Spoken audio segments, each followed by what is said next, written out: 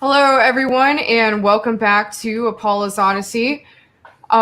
Today, I have a very special guest here. This is Jean-Claude from Beyond Mystic. Oh, I'm getting a little feedback on here. I don't know why that is. Let's see here. Maybe bring the volume on your computer down a little bit. That could help. I'm wearing headphones, so okay. I don't know what that is. But yeah, so a lot is going on in the world. I just got back from DC, so I've been kind of a part of everything that's going on with that, in the world right now. So it's very interesting. I'm a little jet lagged. Just got back last night, and I decided I haven't done a live show in a while, and I'd love to have Jean-Claude on because we're actually doing a series on his show, Beyond Mystic. So make sure you check that out, subscribe to that. I'll put the link for that in a little later here. Yeah, okay, cool. Sounds good. All right. And so I'm excited to have him on because I've been on his show for a few times and it's gone pretty well. So you have anything that you'd like to say, Jean? Can you introduce yourself? Well, thanks for having me on. It's a pleasure to be here. And actually, I was telling you in the pre-show here, it's my first time on somebody else's channel. And so I'm both excited and nervous at the same time. And I thought, who better to have me interview in the first episode than my friend Apolla. So I'm really happy to be here. So thank you for the invitation. I think we're going to have a great show tonight. Yeah, our Goddess Archetypes series has been very interesting. We did one episode so far that was kind of an overview on his show, and it actually kind of focused. It was an overview on the whole series, but then we also started delving into the Mary Magdalene Goddess Archetype. So the next show is going to be the Venus Aphrodite archetype, and we'll talk about that a little bit later. But right now, let's get into your show. So his show is really incredible because it focuses on self-mastery. So a lot of people don't really know about this, but my show, I guess I consider it kind of, it's about UFOs and books and, all these kind of new age sort of topics. But really to me, like my show, the theme of it is the human consciousness shift. So that's kind of what I focus on. That's why I have different people on here for that come from these different backgrounds that a lot of them actually have to do with self-mastery because it's the way that we are shifting with the collective. We really need to understand how we can all be the best that we can be and shift into being the best part of ourselves, because if we're not doing what's right for us, we're not doing what's right for anyone else. So I think that's really important what you're doing. That's why I wanted to have you on here. So can you tell us a little bit about your show and how you got into self-mastery, I guess, why self-mastery is important to you and your symbol that's behind you? Sure, we can get into the symbol as well. Okay, where do I start? All through my life, kind of like you, I assume, I've always looked up at the stars and wondered, where are we? What is this planet we're on? What does this all mean?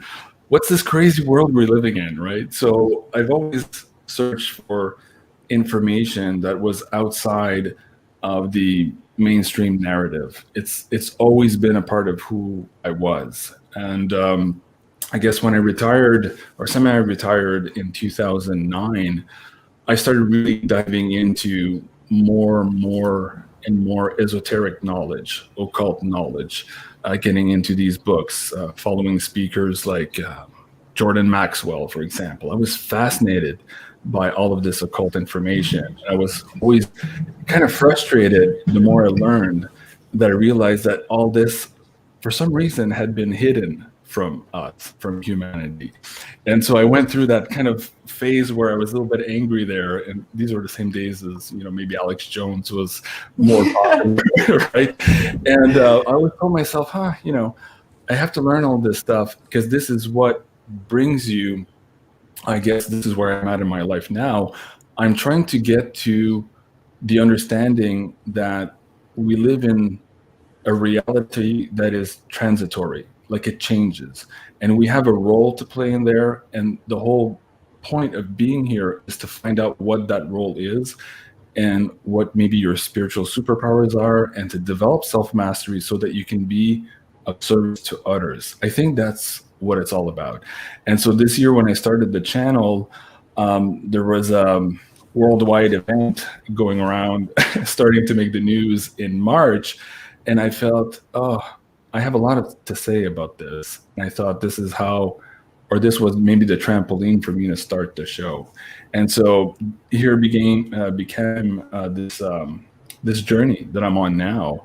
And over the last couple of months, I was lucky enough and fortunate enough to bring about 12,000 people to subscribe to the show. And I've built this community of like-minded people who just wanted to learn and to really scratch below the surface of what they were being told in the mainstream media. Amazing. And yeah, you do very well with it. Everyone, make sure you check out his channel, because all these people he has on are very incredible. And he's really great at bringing things out of people in interviews. All the interviews I did with him, it's just been so interesting because he can really like see into you. And I definitely felt it in the interviews with him. He brought out some certain things and helped me connect dots with things I didn't even really realize before going on the show. And you have this really great, you really can like tap into and like read people's energy. You said you're a Reiki master. Can you talk a little bit about the different energy practices you've worked with and how your journey has been with that? Sure. I've always been a martial artist since the age of 7. I started with karate, and then I went into Aikido. And in the last number of years now, Kung Fu and also Senshu, which are Chinese martial arts. And so I was always fascinated by Qi or Ki or Prana, the movement of energy through these practices. The Reiki part, I think, was more 2010 or 11. When I retired or, started really diving into all of this information, I started having more and more instances of spontaneous clairaudience, clairvoyance, clairsentience. And I thought at some point I was going crazy. And so I was looking for teachers who might help me kind of adjust the dials on all of those, abilities so that I can manage through them. And that's how I fell into Reiki. I met a Reiki master, Ascended master here, and she really took me under her wing and kind of taught me the basics of energy healing. But for me, it was about how do I use it to heal myself first. It was never about creating a business or doing it for anybody else. So that's how I got into Reiki healing. That's interesting. I definitely had my own journey with that as well. I mean, my uncle, he's a practiced quantum touch energy worker, and he kind of taught me a little bit as I was growing up. He would just kind of give me as much as he felt like I could handle at a time and give me a general understanding and kind of like expand my knowledge with it as I grew up. But I ended up taking my own classes with it here and out in LA just to basically, like you were saying, to help deal with like the energies that are happening with people around me. It was just like very intense for me, and I definitely dealt with a lot in like relationships and things like that it was just like very intense. I felt like I was really taking on a lot of people's energy. I'm like, I really need to like learn how to work with this. So it's like, I'm not just, giving all my energy into people and, I guess like not using it correctly. So, yeah, it's definitely interesting. Still getting a little feedback here. I'm not sure what's going on with that, but, yeah, I'll just keep my headphones here. off. Maybe we can ask the audience if they're I think it's something going on with my laptop. I know you were having trouble earlier in your previous show. Yeah, I don't know what's going on, but it's okay. I'll just keep my headphones off as much as I can. So did you explain your symbol yet? The symbol that's behind you for your show? No, I don't think I've done it on this show or with you, even on my show. But okay, yeah. I asked you about that before, and the symbol itself, it seemed very interesting what you were telling me about it. So if you could get a little into that, I'd like to hear it. Sure. It's an amalgamation of two basic symbols. The first one is the circle is called the Enzo, and it's a representation of the artist's mind at the moment he paints it. So the more imperfect it is, the more perfect it is. And it also, if you look at it, it's kind of like the hero's journey as well. You can look at it as the Ouroboros. You can look at it as many things. But to me, it symbolizes an encapsulation of all of knowing. And so my focus and my energy goes through that in my daily life. And this is why I wanted to bring it to the show and to share it with the audience. Now, the gate inside the circle is called the Torii gate. And in the Japanese culture, the Torii gate is the delineation between basically the sacred and the mundane, or from the mundane to the sacred. And this is what I try to do on this show, is bring the information to you that is beyond that gate. And of course, here on the planet, as you know, we have a lot of gatekeepers in a lot of this type of esoteric and occult information. And the whole point of that symbol was to show people the direct path to go through it. It's very interesting. Yeah, I that symbol is always the gate. It's always really resonated with me every time I've seen it. It really, I don't know. It just like kind of gives me the chills almost. Well, thank you. Yeah. No, me too. I put a lot of time into preparing it, and when it came together, I just knew, oh, that's what it is. That really encapsulates everything for me. And it's the channel was broad enough, and I wanted it to be broad enough so that I can talk about any topic. I have a lot of friends who are YouTubers. They're very, very focused or specialized on cryptocurrencies, for example, or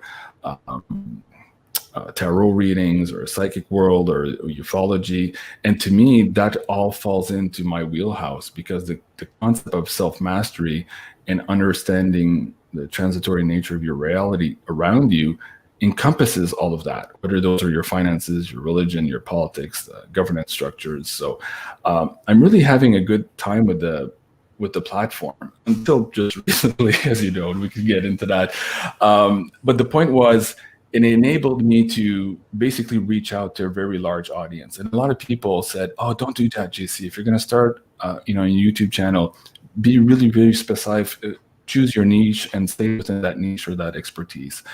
And I'm like, no, I've always been a contrarian, I guess, to a lot of authority and to advice that people give me. I listen to everyone, but I follow no one. And to me, no, I wanted to have a broad scope. And that's what brought me here. And I've met so many nice people along the way, including you. And I feel so fortunate that I was able to do what I've done in such a small period of time. Now, what happens from now with all the censorship and fight that we're in now, your guess is as good as mine. Are we going to be here on YouTube much longer? I mean, the more they censor, the more they're going to implode, the more they're going to destroy their own platform. And at what point do we get to that critical mass where humanity says, yeah, enough of that, let's move over here? And an example of that was in the early 2000s with MySpace. Suddenly MySpace didn't exist anymore. So we might be getting close to that event here. What are your thoughts on that? I think that's really interesting, because it's almost like it's like, who's even left? It's like everyone's being taken down. I mean, back in October, we were talking earlier, like back in October, tons of platforms were taken down. Like a lot of my favorite people, like a lot of my favorite shows were taken down. And I mean, I guess I don't really watch like normie kind of shows. Like, I mean, I know a lot of kids these days just like to go on and watch people play video games, or I don't know. I'm not really sure what the deal with all that is. But so, I mean, I guess like all those normie kind of shows are probably fine. But all the shows like people like me and you like to watch, yeah, I mean, those are all being taken down. I'm a little worried, because I'm just trying this platform. I'm having a lot of fun with it, and I don't want anything to happen to it. I was going to say, don't take any advice from me. I got the platform, so I'm the worst person to listen so to. I wanted to bring the conversation in that direction. So his show was, you had what? How many subscribers did you have before it was taken down? I was just shy of 12,000.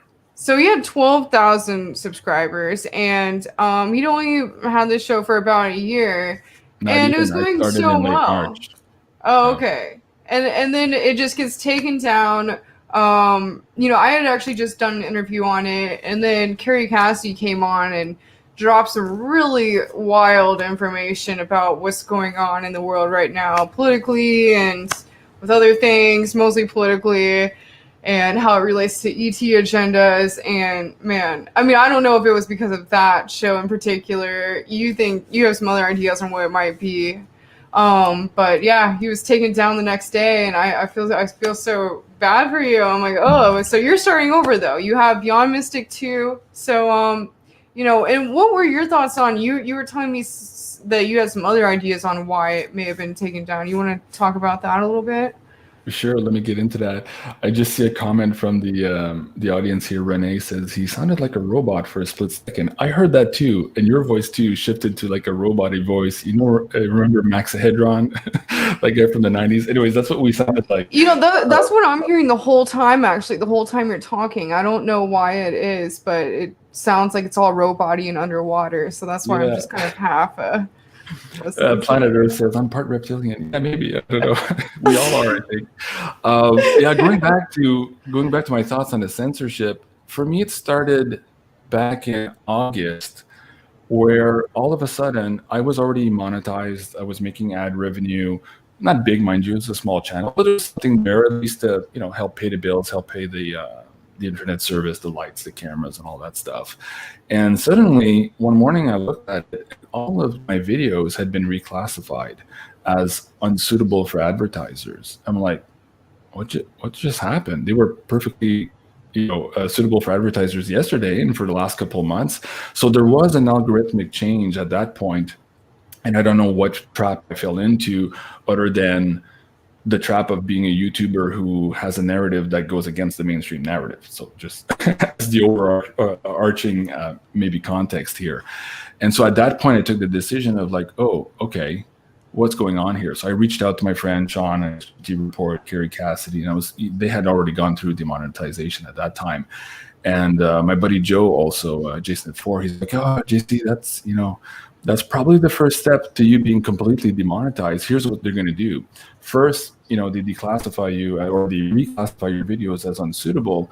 And after a while, they come back at you and they say, oh, look, none of your videos are making any money. Therefore, you are no longer commercially viable to us as a platform. So we're deplatforming you, right? So it's like, yeah, but you guys caused that. But anyways, we can get into those arguments.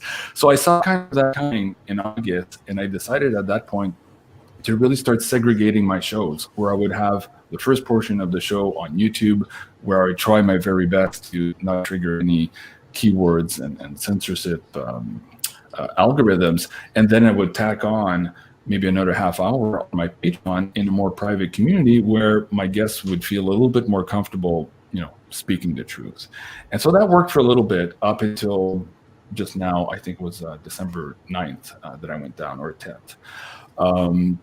And at that point too, I had absolutely no strike on my channel. And so that was kind of odd to me because I had received a warning 2 weeks prior for a video that had been posted in March. So one of my very, very, very first videos, and their new algorithms had triggered that video, and they had sent me this warning to say, hey, JC, this video has been removed for hate speech. I'm like, have you listened to my show? Hate speech is not part of our context here. But at any rate, that's the excuse that they gave me for that warning.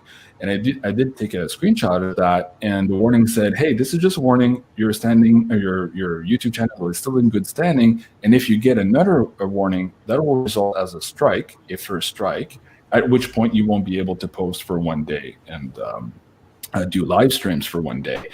I never got that. I just got the automatic.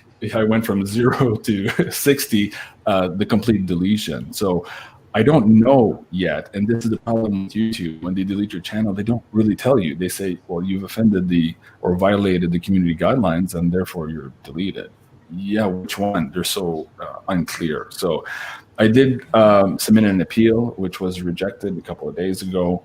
I'm now in the process of my second appeal, and we'll see where that goes. But in the meantime, like you said, I have this backup channel now, and the show must go on. I mean, really, until such time that it doesn't. And in the meantime, I'm also creating these other platforms on BitChute, on Rumble, on Parler. So I'm kind of moving around here to see where all of this is going to land, and I'm just basically trying to be flexible here.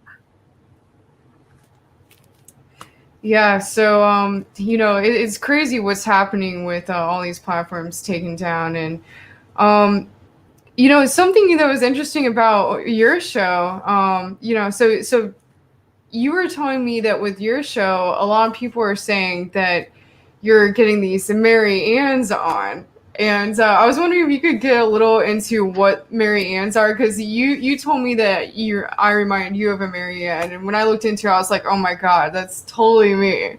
So can you explain what Mary Anns are, and maybe you know, talk a little bit about the kind of female empowerment aspect of, you know, like these kind of individuals that you've had on your channel, and why you think that might be causing issues with your channel Sure, as well. absolutely. Ben Chastain is saying, yeah, YouTube is constantly updating their so-called guidelines. Yeah, so-called guidelines. If you guys saw the last video that Awaken with JP a couple of days ago on those community guidelines, it's quite hilarious. But he's also, you know, counting the days probably where he's going to get the platform too. He's probably, you know, I'm surprised I mean, he's comedy, so it's like, what can you say? But I mean, it's so good what he's doing. I mean, I'm honestly surprised he's still up myself. But yeah. I mean, but how can they say something if he's comedy? It's like, you should be able to say anything you want, really, if it's a joke. You know, but it's just because he's putting so much truth into it, and so many people are just loving it, that a lot of these jokes or these sarcastic jokes are being interpreted, I guess, in English. Folks, if you haven't noticed, I'm French, so sometimes I have trouble with translation, especially when it's late at night. But sometimes these algos look at these jokes as basically hate speech. So they understand the nuances there, and they'll clock you for hate speech. So whether you're trying to be funny or not, if they decide they don't like what you're saying, you know, they can basically use any excuse they have. I think so far that's what they've done to me, because I've looked at the Carrie Cassidy video. Some people said, oh, maybe that's the one that got you deleted. And I'm like, maybe. But at the same time, if it was the one video, I would have received the one strike, right? I went way past one strike, complete deletion. They don't typically do that for one video. They would have given me, as they said the week before, a first strike. Not only that, I listened to the video again, because I had that one here on backup, and she really hadn't said anything that she hadn't said before on my show. So there's nothing new. She just put it in a really, really good context, in a really good 1 hour package. It was hard hitting and really that fun. was a great show. I was wow, like the way you guys connected the dots with everything that's going on in the world and why it's happening was put together really well, definitely. So I haven't put it back up on this backup YouTube channel just in case. But if you guys want to see that video, go check it out on BitChute. And there you're looking for, I think it was called Situational Report with Carrie Cassidy. So if you type that in, or Beyond Mystic on BitChute, you'll find it. I just posted it today. So again, I don't think it was that video. It could be. More to the point, though, I had a reading with Psychic Jenny Moonstone a couple of days ago, and she was reading basically her tarot deck and trying to figure out what energy was behind this push to get me off air. And her first reaction as she was turning the cards is, JC, you're pissing off basically the male patriarchy that's running the show, because you're empowering a lot of these divine feminines. A lot of people who are coming on your show, including her, Jenny, went up to be more popular, have more work, and being more confident about themselves, and really out there doing the work that needs to be done now in this spiritual war that we're fighting. And so she said, to me, Jean-Claude, that's really why they don't like you. You know, and right now that makes sense too. When you look at it, it is the wounded male patriarchy running the show, and they have no intent of having any equilibrium or bringing back the energy of the divine feminine into the mix here. Although you and I agree that needs to happen, and it's going to happen whether they want to or not. Everything they can do to slow down that process is probably par for the course at this point. Yeah, we talked about this in the last show on the Goddess Archetypes, our first episode in the series. So if any of you, if you haven't seen that, make sure you go check it out on his show Beyond Mystic. Our Goddess Archetype episode. The first one we really got into how basically like we're transitioning back to this matriarchal society. We've been in the patriarchal society for a long time, or I guess the energy, like through the procession of the equinoxes and the Kali Yugas, you're always shifting through these different energies. And with the Piscean age, it was a very patriarchal energy. And that's why we were kind of where we were at in the world. But now with the age of Aquarius, that is actually a matriarchal or feminine energy. So we're going to be shifting back into that. And you can start it's starting to come in. We can see it starting to come in, and a lot of people say it takes about 200 years for like an age to really shift into where you can feel like the full energies of it. But what's different about the difference between the I guess the divine masculine and the divine feminine, or I mean the patriarchal society and matriarchal is that with matriarchal we're actually kind of with patriarchal, it's always like kind of like a priest or an in-between between the divine and the person. But with matriarchal societies, it's more focused on how you are tapped into the divine with yourself. So there's no in-between really. So that's kind of what we got into with that episode, and we talked about that for a long time. So I thought that was very interesting, and I've thought about it a lot since I got off the show. You can definitely see it happening everywhere in the world, and it's like they're trying to hijack this energy. Like we were saying on the show, it's like it's coming in. It's it's this wave of consciousness that's like it's shifting, and they want to almost hijack it and make it their own, but they can't stop it. I mean, it's rising in all of us, and I think that has a lot to do with why we're all being separated right now and why these different agendas are taking place. Mm-hmm. I just had an interview earlier tonight with Stephen and Evan Strong, and they were talking about this mass meditation ceremony that's happening around the world on December 21st, and they are working directly with the original people and the Aboriginal elders in Australia. And of course, they're the sacred site where this is all going to happen is at Uluru.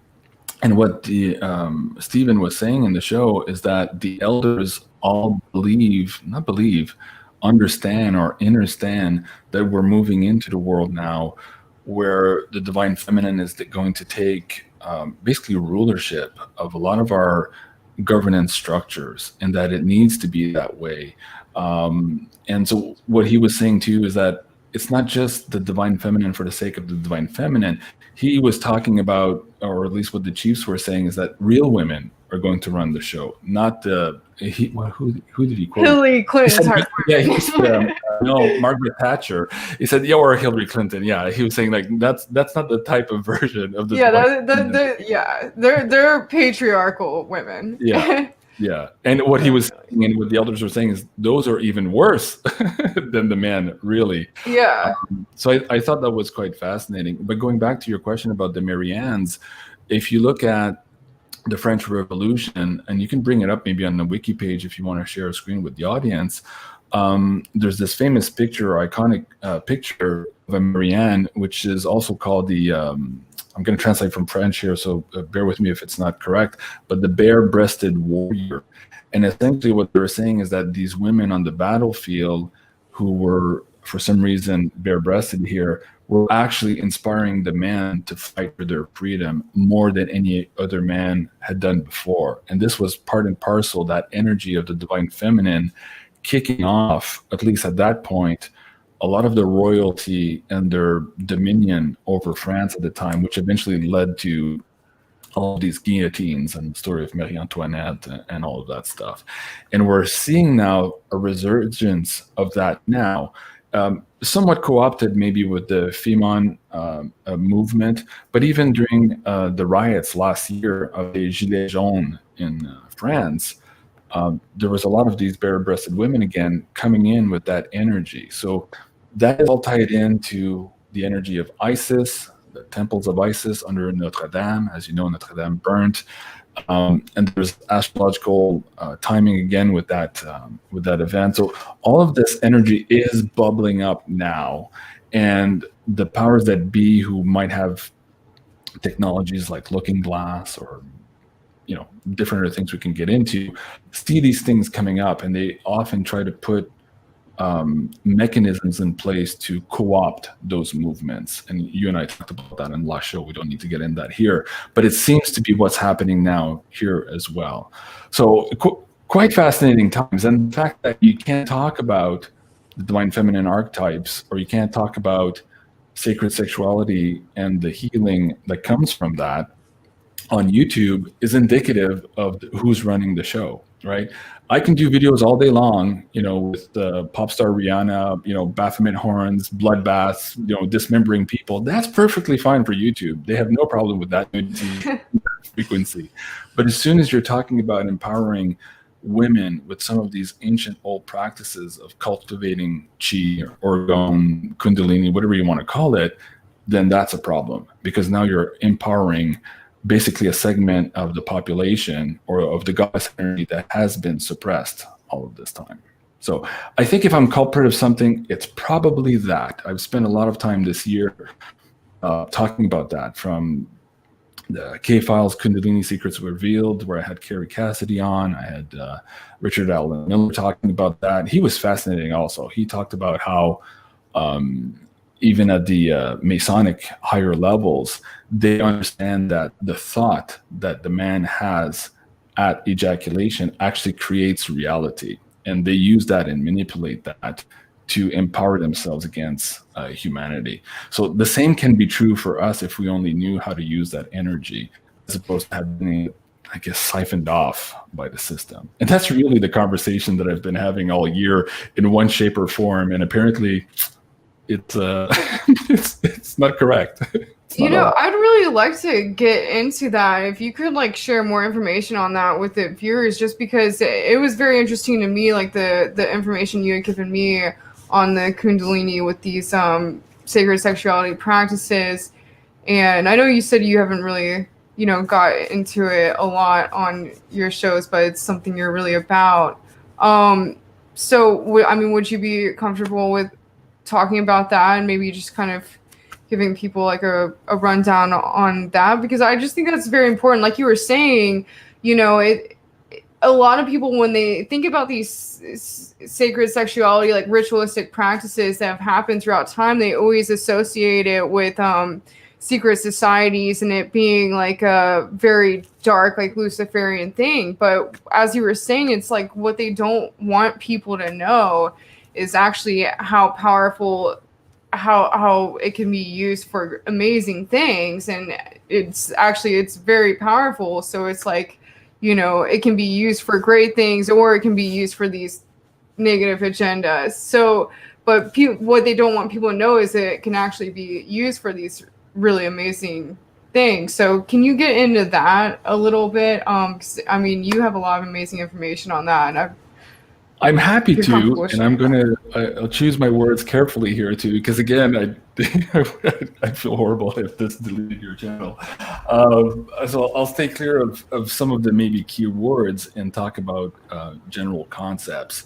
Perfect. So to understand the conversation, if you track back to the movie The Matrix, the concept where at first, Neo's plugged into the machine, he's essentially a battery to this system. So humans are being drained, their life force, to preserve this other system that has come and co-opted humanity. So that would be the base track, I guess, for understanding the conversation. If that is the case, and we'll just have this as a role-playing game here, and it's a conversation we're having. If that is the case, we have to understand as batteries that there's two things here. We can use that energy for ourselves, and we can do things or to diminish at least how much of our energy is being siphoned off by the machine or by the matrix, right? So when you get into Taoist practices, for example, Master Montauk Chia has many books on this, and you can look at Cultivating Sexual Energy, Female Energy, and Male Energy. He's got different books on this stuff. You get to understand that this chi, this original energy, life force that you come with on this earth, it is essentially a battery, and you basically power your whole life, and when this battery runs out, you die. That's the concept of Taoism. And they explain to you that through different practices, you can have a longer, more fulfilling life if you are able to basically protect that battery source so that it doesn't leak. And so there's a whole conversation you had the other day on the show, and I would like to get into this maybe at another time with you, but it's about the rhesus negative bloodlines versus the rhesus positive bloodlines.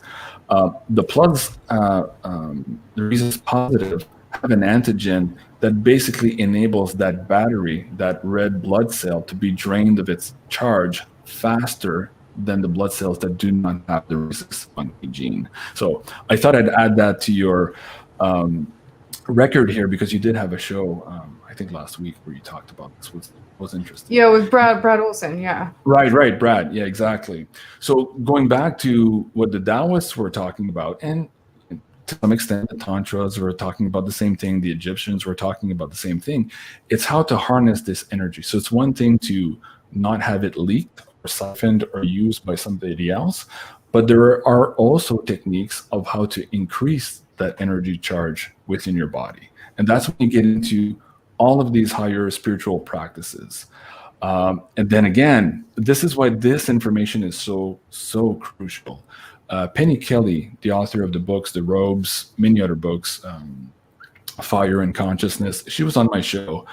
I think it was May or April of this year. And it was in the Kundalini K-Files, the Secrets Revealed. And she basically said, humanity remembering their sacred sexuality is the last gate to their freedom. When you think about that, how strong that is. Because in the universe, there's no problem that you can fix as long as you have the proper amount of energy to put towards it, right? So that means that for us, for humans, everything that we can do, we're magical creatures already, we know this, and we have abilities that are not yet tapped into. Imagine if you can increase that energy charge and apply that to your service to other endeavors. That's what it's all about. And again, this is why all of this is occulted, because that empowers people. And this system is not here to empower people. And I guess as far as I can go on the overarching topic without getting into too much specifics that might get you in trouble here. But go ahead and ask questions. I'll see if I can dive into a little bit more if you want to. You know, I was looking into this a little bit, and it seems like, you know, different people have used this in positive ways. They've used these different techniques with these different sexuality practices as purposely bringing in energy to send it to different situations that are happening in the world, and basically sending very positive, powerful energy into situations that are happening in the world and have actually changed the course of certain events. Can you talk about that? An example of that is Wilhelm Reich. I mean, they put him in jail for doing exactly that. He created orgone collectors. Orgone is just another word here in the West for chi, prana, kundalini. And he was directing that with cannons. So you can use it for cannons to change the weather, but you can also direct that energy to send healing to somebody remotely. So similar to what you do in your healing practice, but on a supercharge, basically, is what he was teaching. So that's just one aspect of what he was teaching. And of course, again, that was not allowed to make it through global consciousness. But people are remembering this now. It's not just they're getting their hands on Reich's books. It's not just that people are getting their hands now on books that are in these mystery schools or secret societies. Humans are starting to remember these things too, or just like they wake up and they have their inner knowing. That probably, and then we'll get into another topic without touching it, why at this point in time this year, because that energy is rising and people are remembering what to do with it to empower themselves, that's probably why, or at least in part, why we have to social distance. Carrie Cassidy, again, in an older video, she had talked about basically, when we humans activate that Kundalini energy within ourselves, if we are around other humans, we create a multiple effect. So basically, it's like a scalar energy. And that, again, right now, for the system that is losing control, crumbling off of its foundation, they want to delay that as much as possible. So again, it's not surprising that we see what we see now here in reality.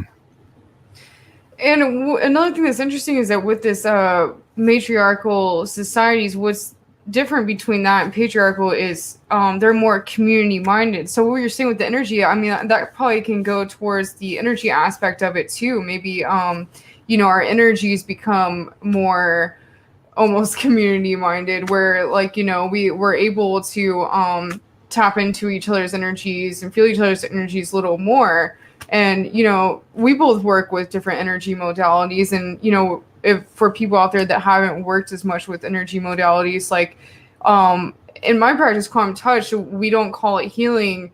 When you're working with someone, it's resolving, because you're actually sending them energy so they're able to heal themselves. So it's never really like oh, I'm like healing someone. Like, no, it's like you're giving other people energy. So these different practices that you were just talking about with sacred sexuality, it's very interesting, because it's like you can basically charge up and like use this energy and send it to situations. And it's like obviously these this globalist sort of entity of elites come together to use this for negative events. But it's like, why can't we use these sort of techniques and practices to change events for the better?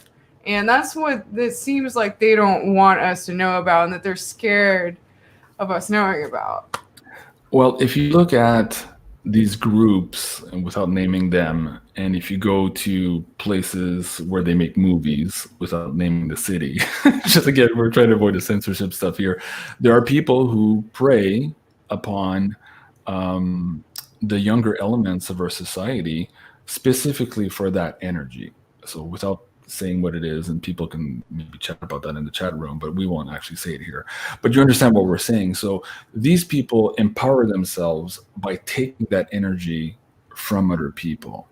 And so that is one way to attain this energy or higher charge, and then to use it to your advantage to control the environment, the world around you, and the people around you. What the Taoists and all of these other practices we're talking about is how to empower yourself. So, you have a saying on your show, you always say, hey, if I'm doing something that's not good for me, it's not good for anybody else. Well, this is where understanding how to not just master your energy, but start with not leaking the energy or not having it siphoned off is good for you.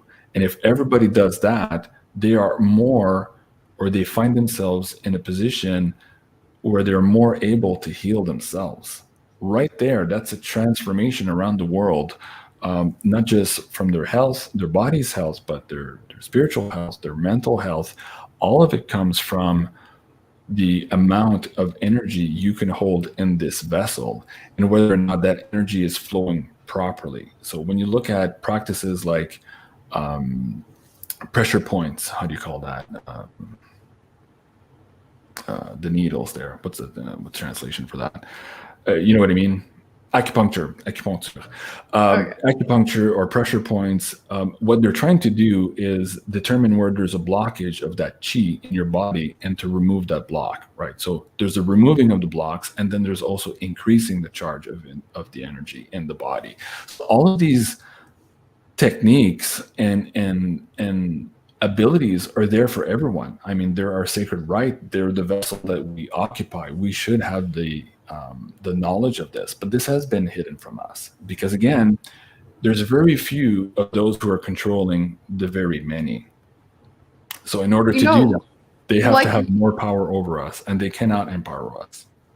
You were saying earlier about it seems like a lot of people are remembering these things, and I can definitely see that happening, especially with the practices we were talking about specifically with sacred sexuality.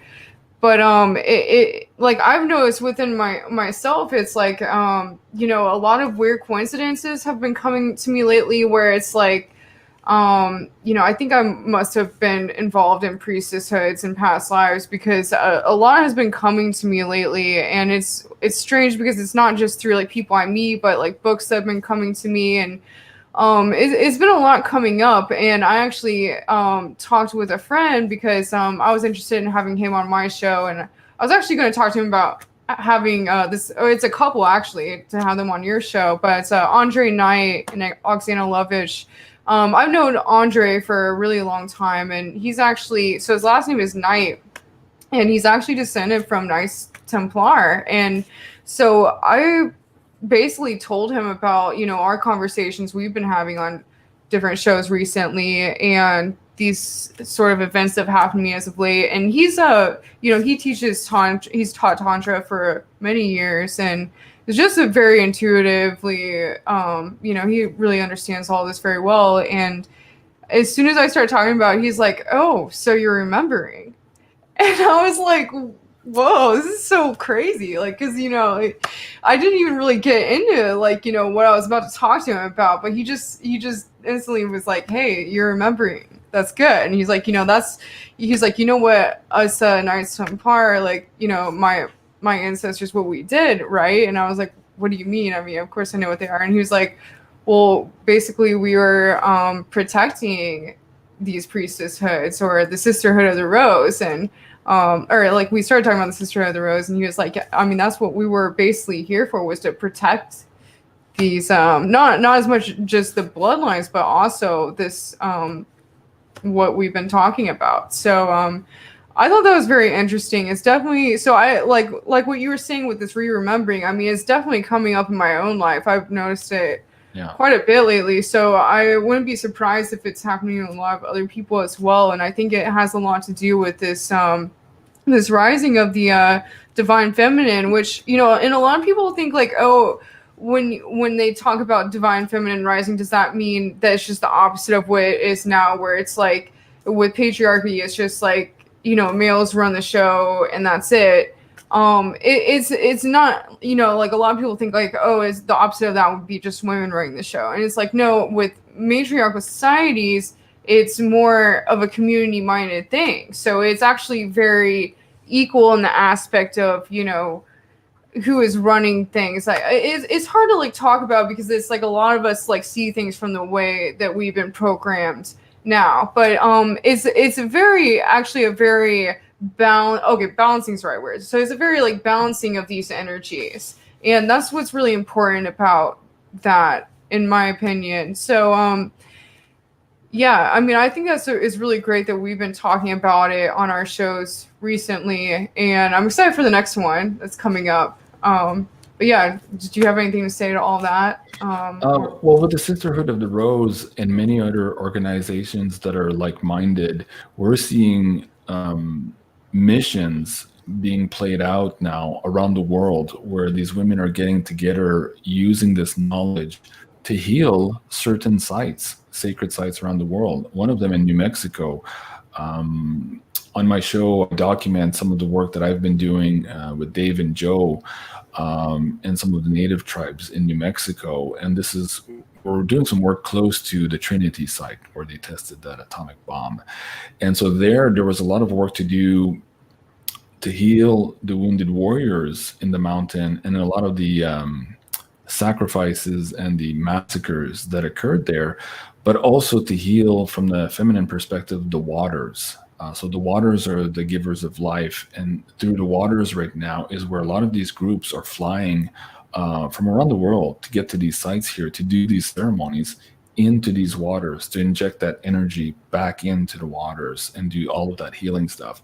And when you hear that in New Mexico, while we were there, doing one ceremony with one of the native tribes, there was a group of women who were also doing another ceremony in the vicinity of where we were. And at the same time of all of this was happening, the Notre Dame de Paris was burning. So like the connection between all of this work and the resurgence of the energy here in the physical and the 3D world that we can actually see in the news, if you pay attention, you can see it.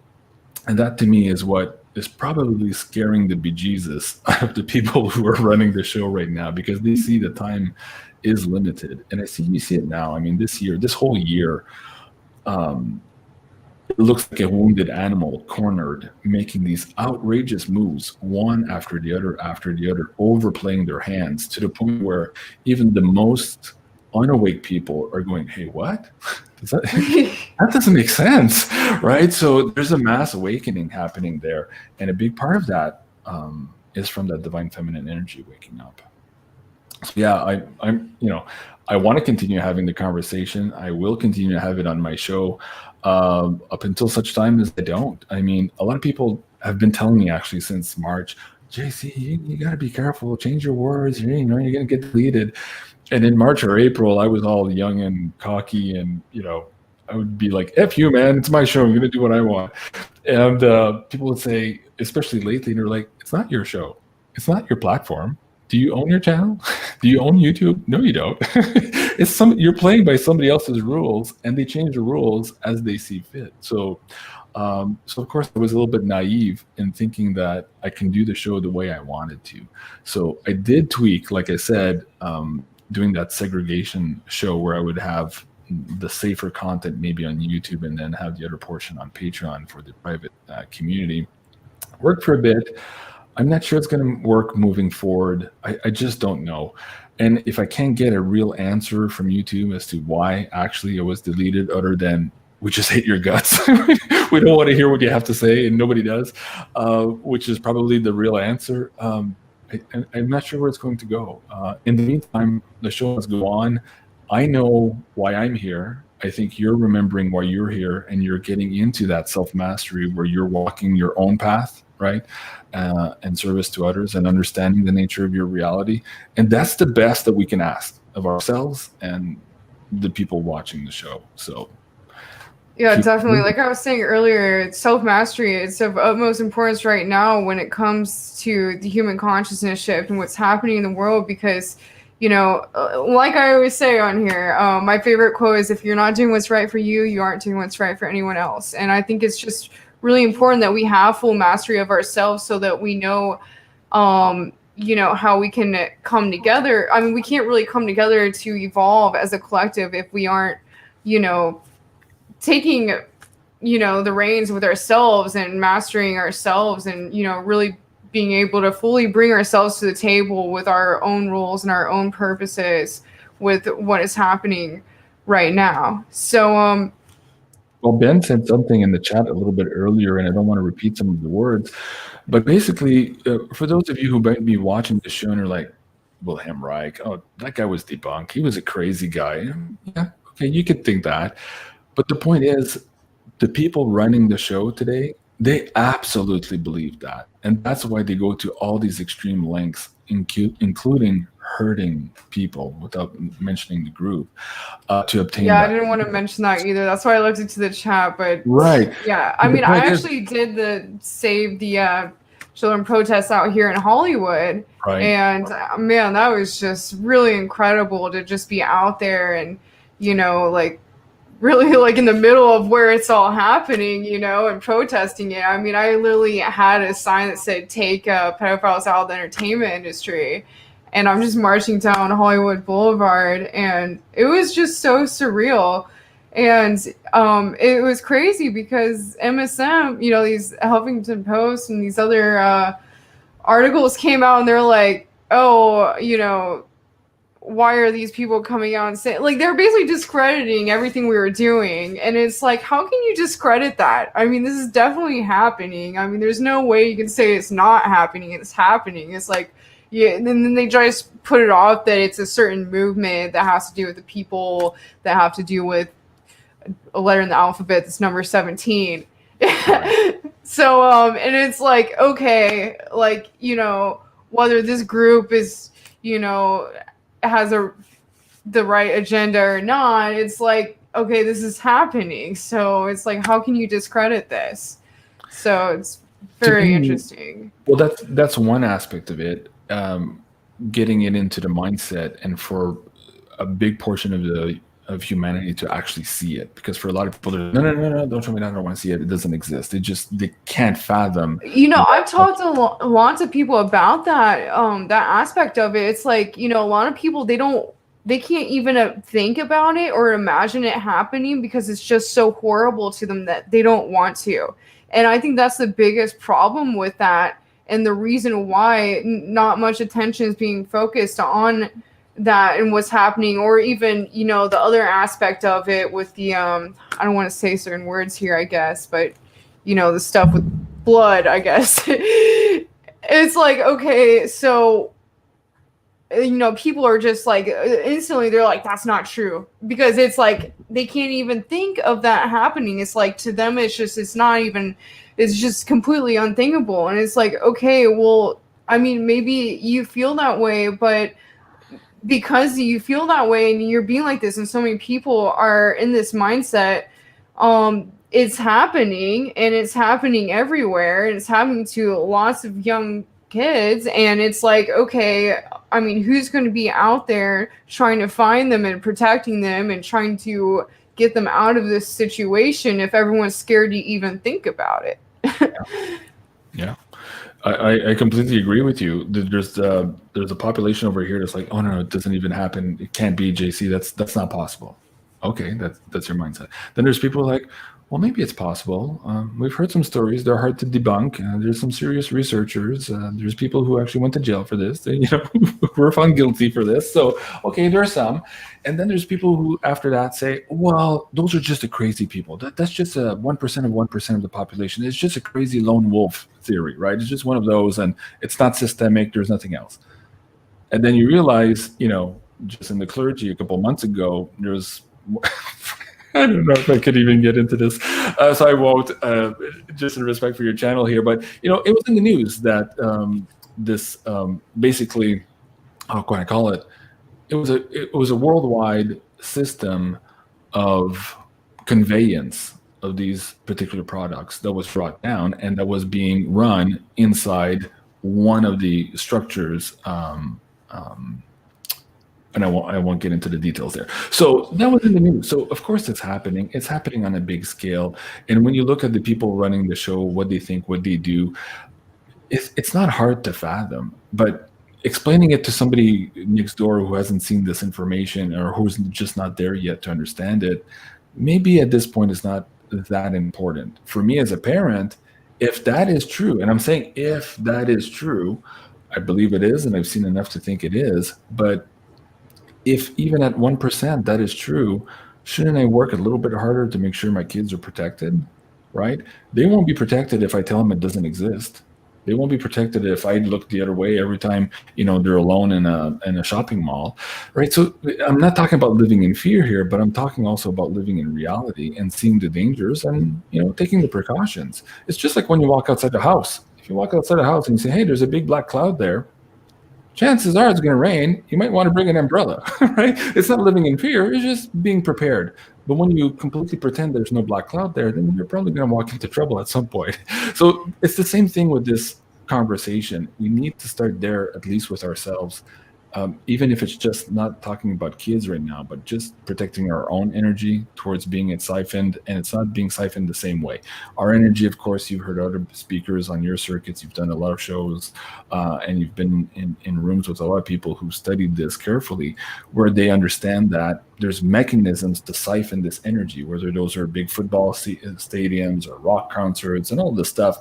This energy is being gathered. So too it is in a church. I mean, the whole architecture of the place and the rituals being performed is pretty much all about that. So, to say that it doesn't exist, again, it takes a certain mindset. And again, my channel is about esoteric, meaning it's for a small segment of the population. It's not for everybody yet. And we're hoping that enough of us get aware to it and decide this far and no further, and we can create that vote, that etheric vote that empowers the people on the ground with the boots and the guns and all that to do what they have to do to put a stop to this. That's my hope with all of this. And it's not, it's not a fight for the weary, that's for sure. And when you look at the abyss, a lot of times they say the abyss looks back at you. So this is not a fight for everyone. And Yeah, crazy conversation. We can get into more, but I think probably that's enough for this particular show on that topic. I'm happy to get into anything else with you if you want. I mean, like we were saying, throughout this conversation, this has been coming out for me a lot. It's just, that energy being harvested in the negative way. It's like, what if like people like you and me and, people we know, we learn how to use it in a positive way. That's what, I mean, that is just crazy to me. It's like people, that's not something it seems to me like a lot of people have really thought a lot about. And I think that would be very interesting if, some groups came together. I mean, I'm sure they already are, but it's like, what if we put so much time and energy into doing that in a positive way that these other people did in a negative way? What would happen in the world? I mean, that would be so incredible, honestly. And we don't need as many. Here's the kicker. You just said if we put let's say let's call ourselves on the light side, and then there's the dark side of this energy use, right? You just said if we here on the light side put as much energy as the dark side does, imagine. It doesn't work like that. When this energy is used and collected from the light, it is 10 times, 100 times, 1,000 times more potent than when it's collected from the dark. Think about it. They're collecting energy by hurting. We'll leave it at that. The energy output of that is a level. It's nowhere close than when it's collected from a divine union, from a sacred sexual practice, a communion with God, a communion with Source. That's when that channel is clear and you get the full. Basically, you go from dial-up connection, which is the dark side, to a fast. I call it fiber optic connection on the light side. So it doesn't take many of us. And that's why this information is so guarded. Because even a few people using that on the light side is game over. And I want to circle this back to, or I guess, I want to circle this into like what it has to do with aliens, just because my show, a lot of my viewers are, UFO enthusiasts. So, it was interesting with this is obviously like, there's this Galactic Federation. I mean, there's been all this coming out about this Galactic Federation. I mean, obviously a lot of us in this community have known about this, but, like a mainstream media article came out recently saying that, that basically, what was it? The Prime Minister of the Space Administration in Israel. It was the former head of the Israeli Space Command that came out that said that governments were working with ETs and had bases on Mars and on the Moon.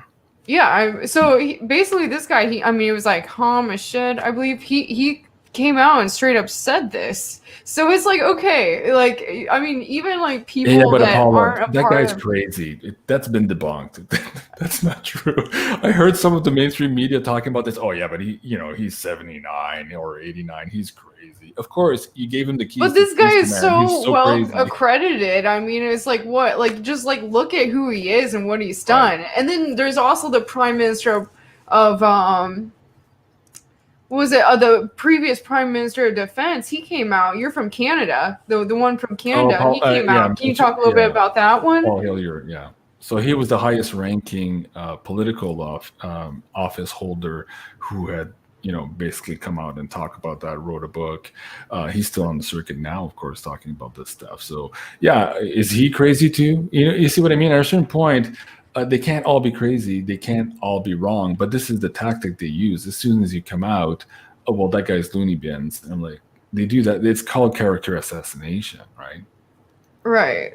So, so all this is coming out, and it's like even people that, aren't a part of our scene and that are just like looking at this from the outside are starting to see this, because it's coming out in the mainstream. So it's like, okay, are we going to keep ignoring this? I mean, so I feel like, from what they were saying in this article is that the Galactic Federation doesn't really want to deal with Earth because we're not at the kind of level that they want us to be at yet. And so I think that really circles back to like what we've been talking about this whole time with self-mastery is like, we as like a collective need to evolve to a certain point before we can have full disclosure, before we can be a part of this intergalactic community, because they don't want us to have this sort of warring sort of mentality brought out there. In my opinion, I feel like that's probably what it is. I mean, I'm sure there's a lot of other aspects of it too, but it's like, our planet has basically been like a prison planet, or, like we've basically been quarantined for, till we get to a point where we reach a certain level of consciousness.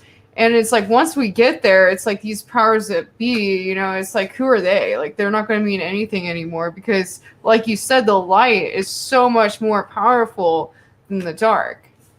Yeah. And what you were saying about the Federation, or the Galactic Federation of Light here. I had Gosha from Cosmic Agency on my show a couple of months ago.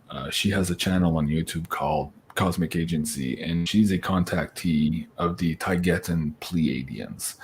And she's been documenting her conversations for the last number of years here. And I think it was about 2 years ago, she got a lot of flack from the UFO community because she said exactly what this guy just said here, that the ETs had decided that we're not ready for disclosure.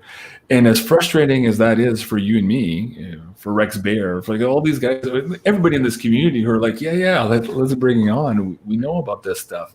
When you look at the situation around you and the people being completely hoodwinked by the mainstream narrative and the lies and the deception and the gaslighting, are these people even ready to have a bigger conversation? They're probably right. And I mean, you hate to admit it. And again, Gosha was like, hey, don't kill the messenger. This is what they told me. We're not ready.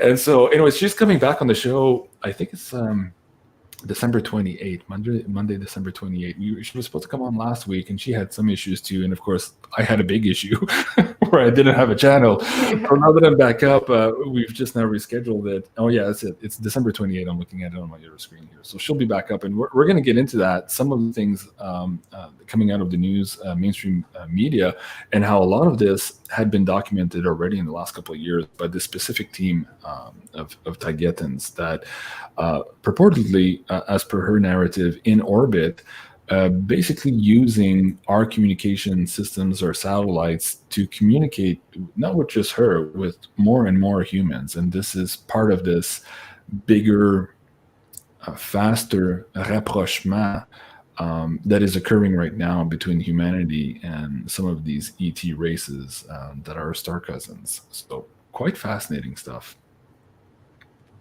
Definitely. There's just so much going on right now. It's like, oh, someone said in the chat here, cannot make contact with the calcified pineal gland. There's that aspect of it too. It's like, all these chemicals in our environment, whatever they're putting in what we're putting in our bodies. And it's like, it's like on every level, these powers that be are trying to not let this shift happen. But it's like they can't stop it. It's going to happen either way. But I think we were having a conversation before the show that things are probably going to get even crazier than they are now. And it's going to seem at a certain point like it, that they might win, but it's not going to happen, because that's just not how the energy works, And so would you like to get a little bit into that? I mean, I know you're from Canada, and a lot of people have been talking about these troops in Canada, and I'm not sure what words we can say and not say. I'm trying to think of how to go about everything, but these troops that are in Canada, a lot of people are talking about this right now, and a lot of people are saying that obviously it almost seems like there's a civil war starting here in America, and a lot of things are happening right now. So what are your thoughts on all of that, and this energy that's rising up behind all of it, or underneath it all? Sure, let's get into that. Just to close the loop on that pineal gland and that idea of having, a better communication. Let's just close the loop on that one first. In Taoism and in other practices here, and also there was this guy, he's from Toronto, Jason Quitt. He wrote this book, Egyptian Postures of Power. And he's is explaining how some of the traditions between Neigong, Qigong, and Tai Chi are really old practices of tuning the human body as an antenna.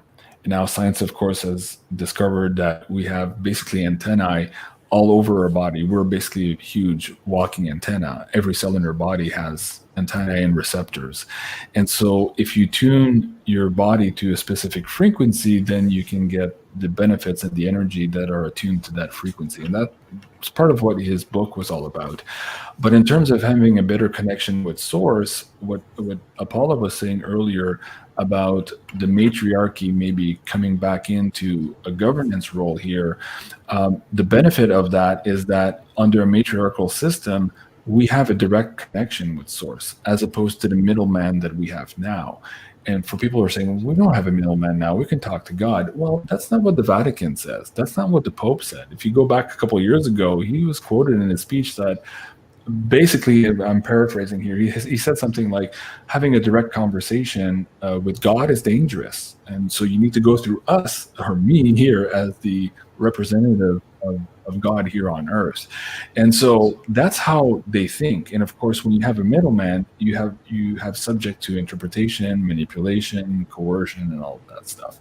So going back to the human body, going back to what William Reich was working on, what the old traditions and Taoism were working on, is to attune that body to have a better connection with source. And today, when we're looking at these mindless zombies, the zombie apocalypse that is upon us, these are all people who have a very thin and light connection with either their higher self or source. And one of the ways, there's many, to increase that is to not siphon off or to not leak that chi or that orgone energy that you have, and to cultivate it. So I encourage the audience to really maybe look into that. Type that in, go look at some of Montauk Chia's books. Master Montauk Chia, he's a Taoist master on this. And it's really not complicated. But once you get into that and you start feeling the initial rush of energy that you can attain by some of these practices, and they're not all sexual, by the way, just think everybody says it's all about sex. No, it's not, actually. It's about sexual energy because it's kundalini, because it's orgone, but it's not about intercourse. It's not about sex, although in some cases it is. Yeah, I actually got some friends that turned me on to Falun Gong recently, and I started practicing with that around Christmas time last year, I guess. And the book Fallen Dafa, I definitely really recommend that. I read that, and it actually, like, just reading it really helped me understand a lot of things with the way energy works, and what you were just talking about keeping your energy without allowing it to be siphoned, I guess. And yeah, that practice actually helped me stop a lot of like smoking and drinking and all that. I pretty much quit all that cold turkey last year, and it feels so much better, definitely. And again, we don't want to talk about people who smoke or drink, but it does bring down your frequency. It just does. It's toxins in the body. Toxins in the body remove the equilibrium or the highest functioning energy flows in your body. That's just what it is. And when you're taking alcohol or you're taking drugs, your system wants to kick it out. And so that's why if you take too much alcohol, you're probably going to go in a coma.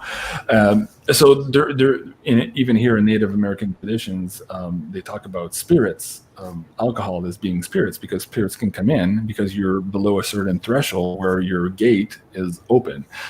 It's a whole other conversation, but yeah, there's a lot of practices in here. And again, I just want to recommend to the audience that they look at it. Just look at that information. Of course, you have time now. A lot of people are working from home, or don't have a job because of the current situation.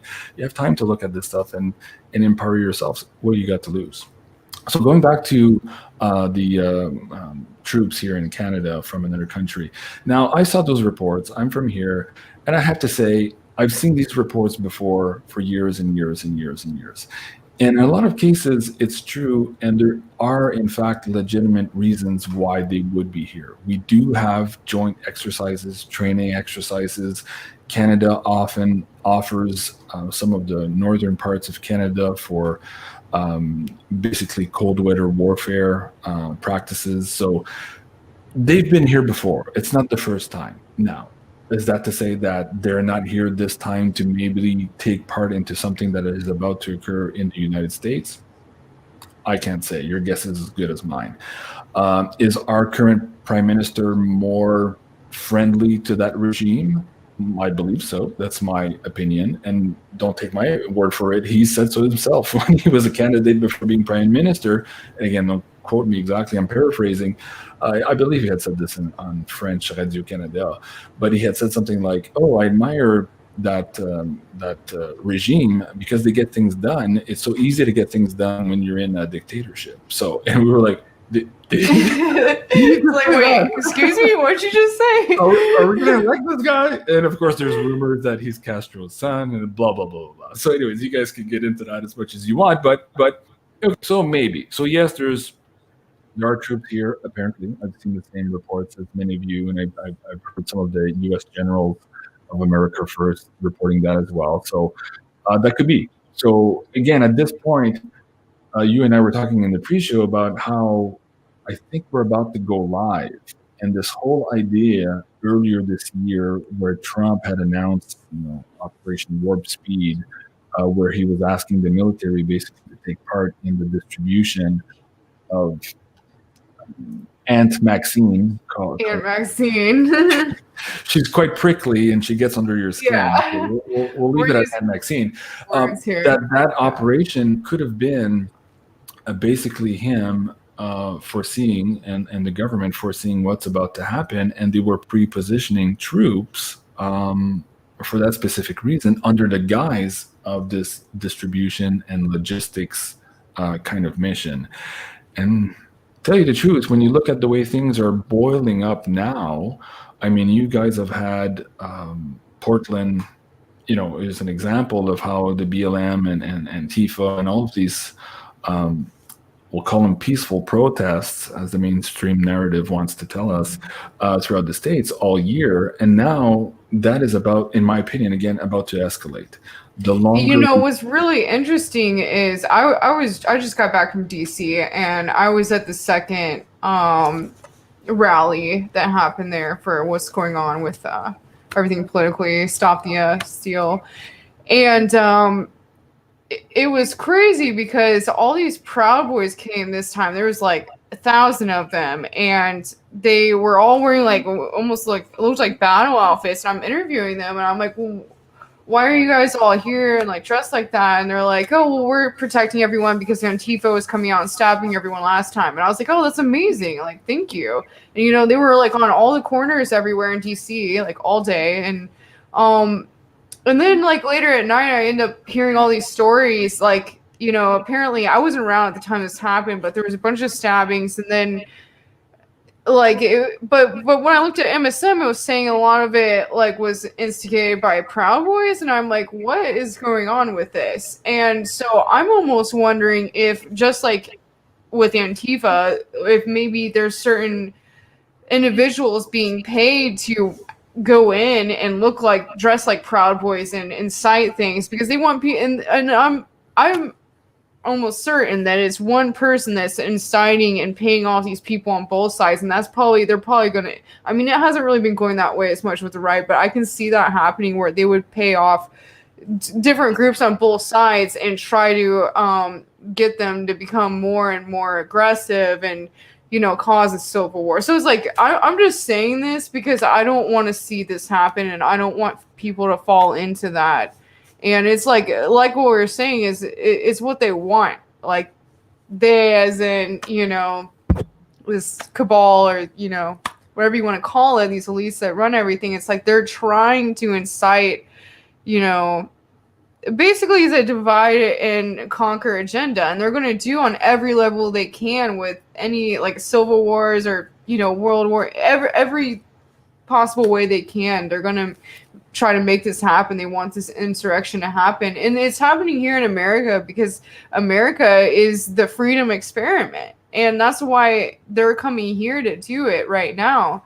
Because, we're like, I mean, I guess things are happening differently all over the world. And obviously we're having this sort of shift in consciousness globally, and there's these uprisings globally. But right, America is kind of what it stands for, to have freedom. I mean, that's what we're kind of built around. So I think that's why they choose to do It this used right to here be. at this time. It Yeah. used to be.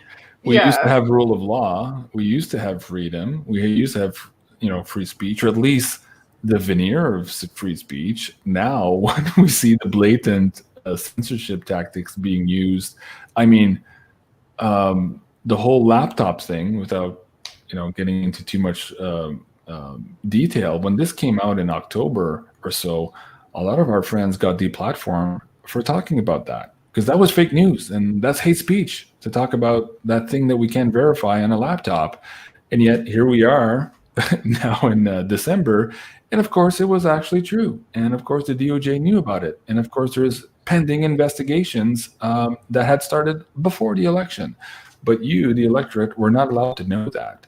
And so people out here in alternative media were silenced and deplatformed for saying that. And my question to you, Apolla, and to the audience, is YouTube going to re-platform those guys that they deleted back in October for telling, supposedly fake news, when in fact it was actually true? It's not going to happen. That's a good question. Yeah, I mean, I heard, I actually saw on the news a couple nights ago, on Fox News, there was someone who was trying to pass a bill to have to be able to allow people to sue these different tech platforms. So I don't know where that's going to go, but he was saying that would take like 2 years to go through, if it goes through. And I mean, but who knows how that's going to happen. But yeah, I mean, well, I think a government that wanted to break up the monopolies can do that very quick if they put their intent to it. And that's partly maybe one of my gripes, if I have any, with the current administration, is that maybe they didn't move fast enough on that front, and maybe we'd have a different outcome today after the democratic process that occurred in November, if we had fair reporting media. We don't have that anymore. So again, when I said, yeah, it's you were going to say, hey, this is the last bastion of freedom, and of course this is why we're being attacked here, because we're going back to feudalism, is what apparently is on track for us, if you look at the way the New World Order is pushing forward their agenda. You were talking about the agent provocateur, I think is the term in French, where you have these instigators that dupe people and incite people to get into these peaceful demonstrations here. And I think that is, it's in the books. If you look at some of the speaking points and the election integrity project, I think it was called, you could see that this was in their plan. And so you said it, they want us fighting each other. That's the divide and conquer. While we're doing that, we don't know who the actual enemy is. It's not each other. And so I'm with you on that. I want to caution people to be calm and to not partake in that as best they can. Right now, we have a constitutional process that has to go forward. It's not over by any means. There are still some challenges, and some valid challenges to the process right now. Again, watching my words here, because there's a new algorithm that is triggering all of that content here on YouTube. So we have to let that go for now and see where that goes. It has to run its course, basically, is what I'm saying. But like you, my fear is the longer we wait and the longer we have incertitude and uncertainty, the more the tensions are rising, and the more we see the potential for this tinderbox to blow up in the States. And I think you're probably right when it comes to Trump and the prepositioning of these troops. Could be for what's to come. On that note, Cliff High, for the audience who don't know him, he was famous in the 90s for creating this WebBot program, where he basically scours on a huge platform, basically the entire web. And the premise is that every human is psychic. And when we get excited and when there's big events that are about to happen, our language changes on the internet, on our blogs, on our news media. And the software, if they take a big enough sample, can determine those changes and make predictions on it. And so he's been doing that for a number of years. He got into crypto a couple of years ago. And now he was also forecasting the future. This tool was mostly to forecast the future. And when he put out a tweet this morning, he said that a huge temporal marker had just occurred that would basically usher us here in this next couple of months here of extreme. I don't have it in front of me, but basically he said that there would be huge cracks in the global narrative. And he was recommending people to basically hold their chi or hold their energy to get their mindset straight and to be flexible enough to endure maybe some of this cognitive dissonance that is going to hit the planet. So whether that's on the health issue, the political issue, the financial system, which is under transformation right now. If you don't know that, you need to research that. What he was saying is that we're about to be hit right, left, and center here with huge narrative changes. So big cracks in the narrative. So when you look at those zombies that you were talking about earlier who don't know what's really going on, those people are going to have their jaw on the floor in very short order here. So that's going to be the stressful part if there are, in fact, agents provocateurs around who are just going to try to use that as a momentum to create even more maybe havoc. So Godspeed to I'm all getting of you. chills right now when you just said all LA. that. I just really got chills. And I guess that definitely rings true with me. Mm-hmm. What's going on? I'm happy I'm not in LA, and if you can get out of the big cities, why not? I'm going to be going to the Midwest for Christmas time. Hopefully things don't happen before then. So, yeah. He was also saying there in that last tweet today too that he was I'm not sure what's in the tweet or is in the private email, that he's also seeing a big, massive sweep of deplatforming. As this is about to occur, the system is going to clamp down even more to try to maintain their narrative as the narrative is breaking, and that's going to result in even more people, like Beyond Mystic, just disappearing from the map. So if you are a YouTube creator and you're out there right now, think about all of your alternative sources right now. Think about maybe the Rumbles, the BitChutes, the Parlors, everywhere else you can create a footprint right now, because it could very well be that YouTube is not going to be friendly to you very soon. And neither is Twitter. Twitter just came out today too. I tweeted it earlier this morning how they are also going to be targeting through algorithms any news about some of the ill effects of Aunt Maxine as she's being rolled out. And it was funny, as that news came out that Twitter was going to crack down on all of that fake news about ill effects, there was a news article from the mainstream media in Alaska saying that the frontline workers, the health workers who were the first to get a visit from Aunt Maxine, were all suffering from extreme, what's the word in English? Anyways, severe reactions to it, negative reactions to it, just to put it that way. So what a world we live in when we can't even say the truth when it's glaring and screaming right in front of you. Yeah, I mean, it's happening on so many levels, but it's like at the same time, it's happening. They're rolling all this out because of the powerful shift that is happening and this energy that is rising up. It's like, like we've been saying this whole show, it's like everything, they're pulling out all stops right now because of what is happening right now, and they can't stop it. And I mean, they're going to do everything they can, but it's, it's inevitable. So let me ask you in the audience a question.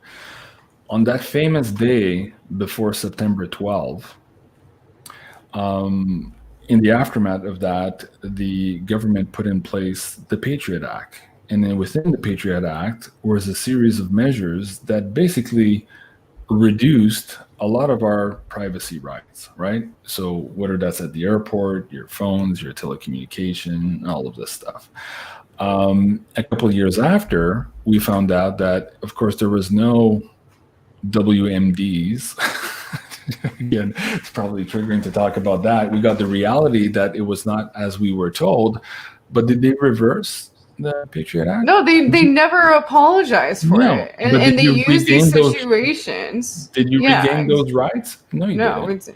So this year, as your rights are systematically being removed. You can't go here, you can't eat there, you can't hug grandma for Christmas, you can't. And I had this conversation with my kids. I'm like, do you have a lot of new rules this year? And they're like, yeah, Daddy, there's a lot of new rules, at school and all this thing. I'm like, do you think next year is going to be better? If we don't turn this around, do you think they're going to go back and give us our rights next year? They haven't done so in history. Why would this be the first time where they go back the other way and give us more rights? It's not going to happen. This is why this is so crucial right now for everyone to be awake, aware, part of the solution, part of creating the new, right? There's two energies out there too. There are the little destroyers out there right now. And I used to think they were good because we need to destroy some of the old, like the Alex Jones, right? Rah, rah, rah, rah. That energy, right? I think that's passé now. I think we need more people like you, Apolla, here in other channels who are trying to create the new. That's where that's interesting you say that because I've researched a lot into like indigo children and crystal children and the differences between them. And so the indigo children, they were like this wave of kids being reincarnated around, I believe it was mostly around the 80s was when they were coming in. I think maybe a little before 70s. too. 70s. Yeah. And they had what their purpose was to come in and tear things down. But then there's a wave that comes after that's the crystal children, and they're more of the ones that come in to help hold this vibration and bring in this sort of, I guess, like hope, I guess is the word, and then to help rebuild, or like what can we manifest for the future. And I definitely feel like I resonate with that energy, and I always talk about in my presentations. So I think that's really interesting you say that, because it seems like it's like those people came in, they had their purpose, the indigos, to come in and tear down the old. But it's like, okay, now it's time for these other generations that are coming out to kind of take over and rebuild, and I guess not as much rebuild, but like, hold the vibration for at least like, what do we want for the future? What are we trying to manifest? Like, where do we want to take this now? We don't need to keep like tearing things down at this point. It's like, okay, where are we going to go now? That's what's important now. So I think that's interesting you say that. It's like, it seems to me like the indigos, it's like they've held their purpose, and now it's time for the crystals to kind of take over. Yeah. And be careful with your discourse there, because you're empowering people. And that's very dangerous.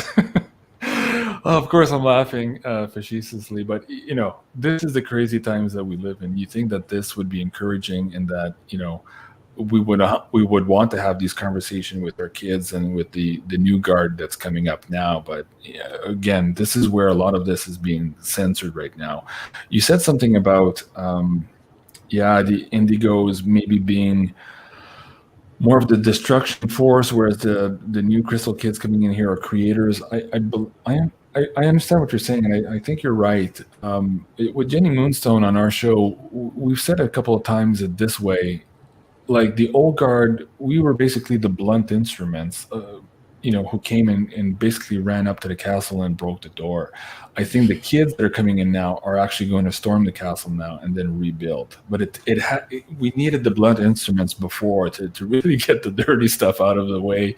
Definitely. So these new energies coming up now, they're so positive. Their frequencies are so amazing. I look at my kids today too, and I'm like, man, I wish I was that bright when I was 13 or 14 or 15. Like, holy crap, they're incredible, and not just my kids. Of course, I'm a proud dad, but kids in general, when you look at them today, it's really encouraging to see.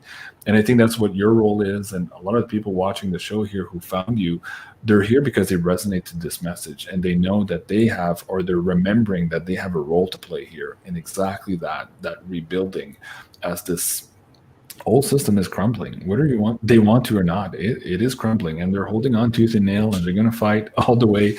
We didn't get into the financial stuff too much, but it's happening at every level. Someone just said Yoda, baby Yoda. Yeah. I have him right here. Awesome. I have one too. I don't have it here. No, I don't have it here. Yeah, it's the the baby Yoda. So I think to whoever said that, he meant to say that about what these new people coming in. They're the baby Yodas. That's funny. I like that. Is there anything else, Apolla, you wanted to get into tonight? I think. I guess maybe we should just wrap it up with the show that's coming up on Thursday. You know, so on Thursday we're going to be doing the on Beyond Mystic. We're going to be doing the second episode of the Goddess Archetypes series, which will be on the Aphrodite Venus archetype. So if you'd like to get into that. Sure. I just tried to share a screen. If you can put it on the screen there. Do you see that new window that I don't know how to do that. I've been trying to figure it out. Do I just add? Oh, I just added. There you go. Okay. See, cool. I always okay. Yeah, so guys, this is my new backup channel for now. So I don't have 1,000 subscribers yet. So I do appreciate if you want to subscribe and help me get to at least 1,000 so that I can personalize my URL and make it easier for people to find me. But if you search on YouTube, and Apolla can probably put it in the description box below, you can find me at JeanClaude at Beyond Mystic 2, which is my backup channel now. And so, yeah, tomorrow night is the show Divine Feminine Archetypes. And this is part 2 of a series. And the way we're going, this could be a 12-part series. There's so much to get into, and it's very fascinating stuff. That first episode, like Apolla said last week, was more about maybe laying the groundwork here for the conversation of what the divine feminine archetypes are as a concept, and we got into the divine feminine frequency and the roles maybe of the sacred prostitute. So there's a lot. If you haven't seen that episode, go maybe watch that episode first from last week, and then you can get into tomorrow's show where we're going to start diving in directly every night here on some of these archetypes, how we see the world embodying that energy, and Apolla is also sharing how she embodies that energy. So it has that. We're going to have that experiment with you guys and share our experiences of how we see that developing on the planet right now. So that's a fascinating show. And there's Gosha there too, Cosmic Agency on the 28th. And Galactic Downloads, that's a really cool show coming up as well. We're talking about these grids and ley lines in France and how a lot of that energy of the divine feminine right now is coming through the grids. So that'll be very interesting with Indigo Angel as well. And that, I believe, is next Monday at 3 p.m. So that's it for me. All right. Well, it was great talking with you. It was fun having you on my show. So I'm definitely excited for this conversation we're going to have tomorrow. You know, what's interesting is I actually just finished Cleopatra Life. It's the best biography out there on Cleopatra, and she actually really, I mean, she like basically embodied the Isis goddess archetype, but she really tried to at certain points represent the Aphrodite Venus archetype. So I definitely want to get into that. I'm going to use some examples from that for the show. I'm really excited about it. And I've definitely been inspired from reading this book. I've been reading it for like a month because this is a huge book. So I just finished that on my plane ride home. And I'm definitely going to incorporate that into the show tomorrow. So I'm really excited about that. And, you know, like, so Aphrodite, I mean, basically Aphrodite Venus represents the, I guess, like the sexual creative force of women. And a lot of women these days, it's like they're, some women are like scared to tap into that, I guess, or like, you know, they try to shame other women for tapping into it within themselves. But I really feel like this is an archetype that's in everyone, and I think it's important to understand it as, you know, a creative force, and not just a physical sexual thing, but also a creative power. And so that's what I think is so important about this show. And I'm really excited to talk about it tomorrow. So it's going to be good. Oh, well, I am too. And Stu Cox says in the chat here, interesting show. Thanks, Apolla and Jean-Claude. Well, thank you, Stu. Appreciate that. And Apolla, I just brought up your YouTube channel here so people can see it. If you want to do a share screen here and invite people to go and subscribe to your Apollo's Odyssey. There, of course, is the live stream that we're running now. Do you have any live streams coming up or anything that you're booking right now that you're excited about maybe for next week, Apollo? Do you want to share? Actually, with Laura I'm going to be doing a live stream with Laura Eisenhower. I haven't posted it yet, but that's going to be on Friday at 7 p.m. And, tomorrow I'm going to be on your show, of course. So that's what I just have planned so far. I'm just starting everything right now, so I'm going to have to start laying everything out. I'm actually doing a golfing retreat this weekend. So, someone asked me, they're like, hey, you want to come down to Palm Springs and learn how to golf? It's a great business practice. And I was like, you know what? That sounds interesting, actually. So I'm going to do that as soon as I get off your show tomorrow. But I'm going to do my live stream from the Airbnb with Laura Eisenhower, looks like. And I'm not sure if I'll bring other people on, but, throughout the week, the rest of the weekend. But, I'm lining up everything last minute, kind of just because my schedule is always all over the place. I never really know where I'm going with everything to like last minute sometimes. So, but yeah, Laura Eisenhower at 7 p.m. on Friday. That's going to be a great one. I'm going to have to make sure I post that live link soon here. So cool. Yep. And how about your shaman spears? Do you have any left? I only have one left. So if anyone wants it, it's a long zebra one. This one right here, this is a special one. I can't get rid of it. It's my USA shaman spear. I actually had it signed by a lot of political people, and yeah, so that one's not for sale. But I have one tall zebra staff. That's the only one I have left. But it's like a staff, like, you feel like was it Merlin if you hold it? Because it's like, it's like literally a staff. So, yeah, I'm working on a bunch more right now. Actually, they are halfway finished. So, I'm not sure if I'll be able to get those done before the holidays or not. I hope I can. I might be able to. Hopefully I can. So if that's the case, I mean, if I get those finished, I'll get them all up ASAP. And that collection is going to be called the Pantheon collection. I actually painted all the staffs gold this time, which I never really paint the staffs, like, besides the symbols on them. So that's going to be interesting. So yeah, I'm excited to get those finished and get those out there. I need to stop traveling and doing all this stuff so I can finish my art. But yeah. A pre-order button on your website so you can get a list. I never make any to the same. So it's like I can't ever, you never really know where I'm going with it until I finish them. And yeah, so they're all completely unique. That's what's so special about them. I would have made a lot more if I would have known that I was going to sell so many. So yeah, but I'm getting them done as fast as I can. So it was great to have you on here. I guess we should probably end this now. I'm super jet lagged. I just got back from, a long, wild weekend. So it was great to have you on. Any final words? Well, thank you for having me on. It was a great conversation. I'd love to be on again. I think that was fascinating. I was a little bit nervous at first. And again, when I'm in my later time zone here, like I said, sometimes my universal translator doesn't work as well. So I'm struggling for my English vocabulary sometimes. But yeah, thank you for having me on. It was really fun. And if I can say something to the audience as words of encouragement, you came here for what is about to happen now. So don't worry, you're fully equipped for what's about to happen. You just need to center yourself, be ready for this energy, be flexible, and be of service to the people around you. At this point, that's really all we can do, and work together to get through this, and we will. And like Apolla said, we have all of these beautiful crystal children who are here to help us and to show us the way to build a new earth that we're going through. So I'm cautiously optimistic we're on the right track, and it's with audience like you and people like you, Apolla, that we're going to get there. And I'm honored to be part of this circle of influence. So thank you again.